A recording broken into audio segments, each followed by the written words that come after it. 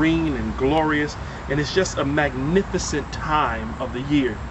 As a child, I can remember going to the local swimming pool when we were growing up, and it was one of the best times of our lives because at that pool we would learn how to swim, we would learn how to dive, we would learn how to hold our breath underwater. And one of the things that we used to do as kids was we would see who could hold their breath underwater the longest.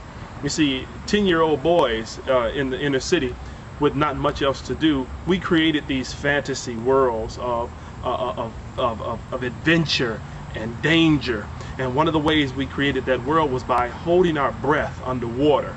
And whoever held their breath the longest underwater was usually had the bragging rights for that day. So what we would do is we would jump in the water, and one person would go down and stay down while someone else counted.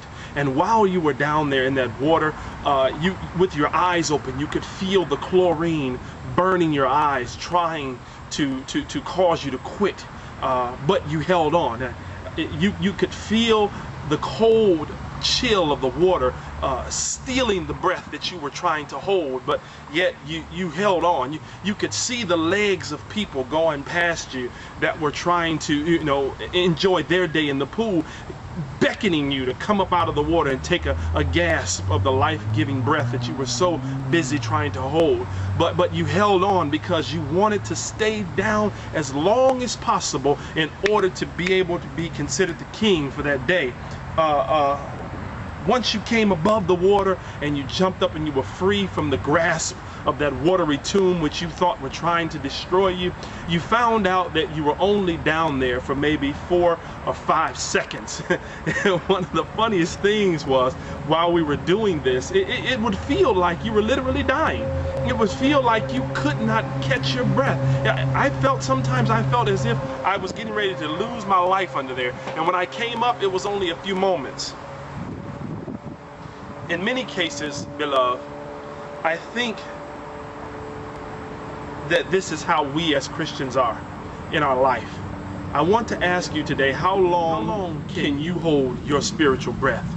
I'm asking this question because many times life can treat you much like that water that I was in as a teenager. It can make you feel like it's getting ready to snuff you out and take away your very breath and keep you under there, and you feel like you've been in these problems and these situations for an eternity, but in fact you haven't really been in there that long.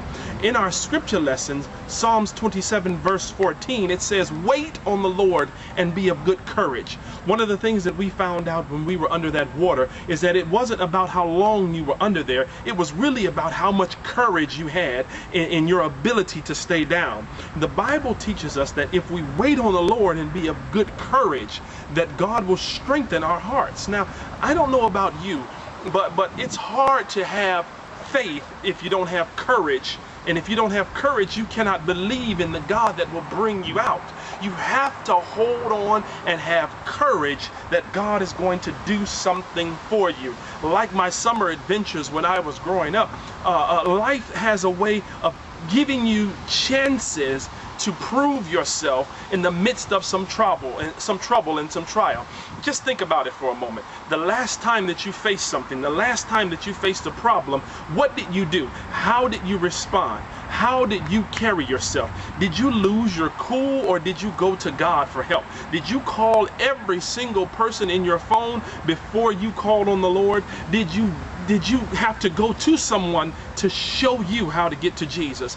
I'm here to tell you that no matter what's going on, you have got to hold on to your faith like you're in the bottom of a pool, holding your breath, waiting to see how long it would take for you to get through.